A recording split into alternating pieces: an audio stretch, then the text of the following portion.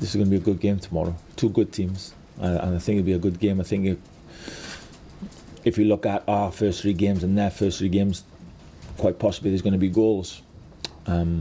So we've just got to make sure we come out on top in our little personal battles, and we've said earlier, we've got that edge about us because the atmosphere will be fantastic. So I'm looking forward to a good night.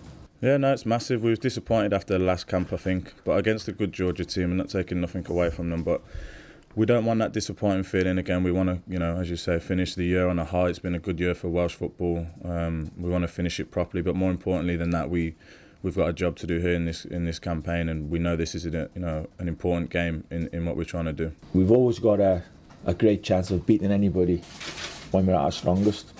And you have to say, without Aaron Ramsey, take him out of any team, and it's going to be, it's a loss. So it's nice to have him back. He hasn't played too much football for Arsenal. Of course he's going to start the game tomorrow. As we sit here now, he's going to start the game tomorrow. It's obvious. However long he lasts physically, we don't know. We do know that generally he's probably one of the fittest players playing football. But looking at the history of the last maybe 2 months, we've got to see where he's at, but he'll start the game.